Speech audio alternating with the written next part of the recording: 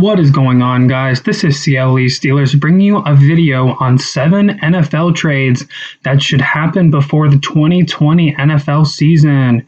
We're going to look at this article and just break down the trades to each team, and I'm going to tell you whether I think this trade should happen or if I think it should not happen. So, the first trade that we are going to look at is Leonard Fournette to the Pittsburgh Steelers. And I know, being primarily a Pittsburgh Steelers channel, this one really will hit home for a lot of you guys. So the Jacksonville Jaguars, as many of you know, did have discussions about trading Leonard Fournette before the NFL draft. That did not happen. And in a few days ago, the Jaguars have declined Fournette's fifth-year option, so that means he probably will not be with the team next season. So that means the Steelers will probably, if they would trade for him, would not have to give up that much compensation. Really, I don't see this happening. I could see us giving up a fourth-rounder, nothing more than a fourth-rounder. I would not give up a third-rounder for 1 year of Leonard Fournette, just because we drafted McFarland in the fourth round this year, and we do have Connor and Snell, who you guys know can be big contributors, and were last season. The only way I really see this trade happening is if Connor goes down for the season, sustains a season-ending injury, and Fournette is still on the market. But otherwise, I really do not see this trade happening for the Steelers. If it did, I would be really happy because I think it could provide a boost to our running back room, but I do not see the Steelers giving up this kind of draft compensation for 1 year of Leonard Fournette unless something happens to James Conner. So the next trade is Ngakoue to the Baltimore Ravens. And as a Steelers fan, this would be absolutely terrifying because Ngakoue is a fantastic player. And as you guys know, he had some issues with the Jacksonville Jaguars ownership over Twitter. Him and the owner had some Twitter beef going on, and he still has not been traded yet. So it's that the Jaguars aren't actively trying to trade him, but they do have interest to do so. The Baltimore Ravens are prime trade partners for him. He has 8 sacks in each of the last 4 seasons, and the Ravens just produced 34 sacks last season. You guys know the Ravens offense had an amazing season last year, and so if they can get some pass rush, and Ngakoue, they traded for Calais Campbell, that could be a lethal duo on the Baltimore Ravens defense. And a second-round pick to the Jaguars, I would say that's about right, because if the Ravens have a season like they did last year, that will probably be a late second-round pick, almost third-round pick. So it might even have to be a first-round pick because, the 8 sacks in each of the last 4 years on a bad Jacksonville Jaguars defense is really, really good. He'd probably get a lot more single looks being on the Baltimore Ravens. So yeah, Ngakoue to the Ravens. I personally think it could happen. It's a realistic possibility. But as a Steelers fan, I do not want it to happen, but I definitely think it could happen. The third trade is Josh Rosen to the Jacksonville Jaguars. You guys know the Jaguars traded Nick Foles last season. So he is no longer on the roster. They do have Gardner Minshew, who they seem to be all in on. But bringing in some competition in Rosen would be really good because, you guys know he was a first-round pick a couple years ago, and he's just been put in so many crappy situations. His first year he played for the Cardinals, who stunk. They had the first overall pick, and then they drafted Kyler Murray, and then they basically just shipped him off to Miami for nothing, and he was on another really crappy roster. So, I know a lot of people think that Josh Rosen is a bust, but personally, I think he's just never been put in the right situation to succeed. And I feel like if he could get in a proper organization like the Patriots, like the Steelers, somewhere like that, I really think he could have a good NFL career if he'd actually have an offensive line that would block for him and would actually have receivers to throw to. So looking at this trade, you guys know the Jaguars do need a good quarterback. So they have the Dolphins receive a 2021 conditional 4th-round pick that could become as high as a second-rounder based on playing time. I really don't think the Dolphins, since they drafted Kyler Murray, would get a second rounder for Rosen since he really hasn't shown that much. I would say maybe as high as a third round pick, but fourth, fifth round pick is what I would value Rosen at right now since he really hasn't established himself as a quarterback with much upside. I don't really think teams are going to give up a second round pick for him, especially a team like the Jaguars, whose second round pick could be a super high second round pick, almost a late first round pick.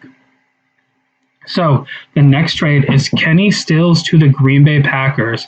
This one is really interesting because the Houston Texans did get rid of DeAndre Hopkins, but they traded for Brandon Cooks. So them getting rid of Stills would be really, really interesting because of their depleted wide receiver corps. Stills does have some chemistry with Deshaun Watson. They still do have Will Fuller. So this would be interesting. And it would also be interesting on the Green Bay Packers side of things because you guys know the Packers in the first round selected Jordan Love, which many people think is going to be Aaron Rodgers' successor. And they did not take a receiver until day 3. So this would be really interesting if they'd get some more receiver help in there to help Devontae Adams. And the Texans would receive a fifth rounder from the Packers, which I think would be plenty of compensation for that. But overall, this would be really interesting. It'd be really interesting to see how people would take Stills leaving the Texans, Bill O'Brien trading him since he's made some very questionable trades recently. But I think it'd be fantastic for the Packers. I think it would really help Adams. It would really help Aaron Rodgers, give him another weapon on the outside. So I could definitely see this trade happening from a Packers standpoint, but I am not sure if the Texans would be willing to give up Stills for just a fifth round pick. So the next trade would be Hassan Riddick to the Cincinnati Bengals. So Riddick was a first-round pick the same year that T.J. Watt came out. So many of you Steeler fans should be very happy that the Steelers took Watt instead of Riddick. Or actually, Riddick was drafted before Watt, so they didn't have that option. But you guys know what I mean. So Riddick to the Bengals. So you guys know the Bengals took Joe Burrow first overall in this year's draft. And their run defense was terrible. Their pass defense was terrible. They just do not have a lot of talent on the defensive side of the ball. So bringing in a former first-round pick in Riddick, who's had decent success in the NFL, that could pay dividends for the Bengals. Let's see what they have.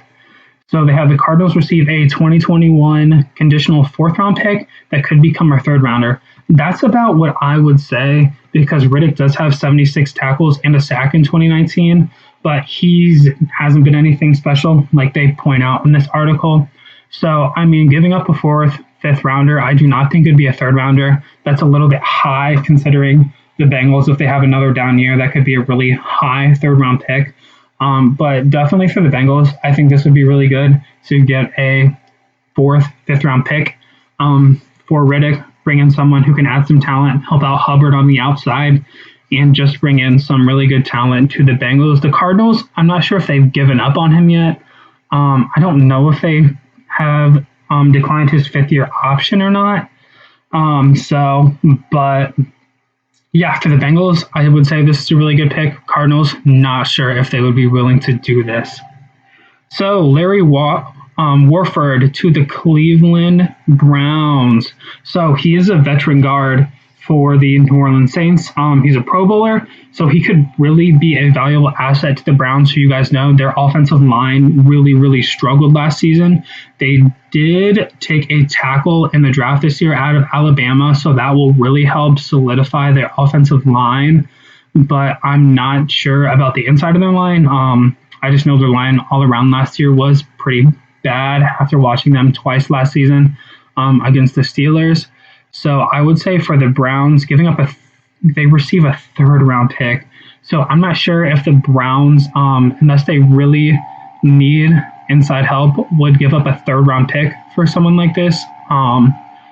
But if they really do need help on the inside of the offensive line, I definitely think a third-round pick to protect Baker, give him some time to throw to the weapons he has on the outside in Jarvis Landry and Odell. They have Austin Hooper now, so his blocking could really help Nick Chubb. So I definitely think that this could help the Browns, but I just don't think a third-round pick. I think that's a little high for the Browns to give up to get someone like this in there. So the last person we're going to get is Cameron Brate to the Cincinnati Bengals. So they signed Tom Brady in free agency, you guys know, and got Rob Gronkowski. So that was two huge moves that the Buccaneers made. And then they also took a tackle out of Iowa in the draft to help protect Brady. So Tampa Bay is having a really good offseason. They are going to be a really interesting team to watch with Evans and Godwin. They still have O.J. Howard there, so they are really going to be interesting to watch this season.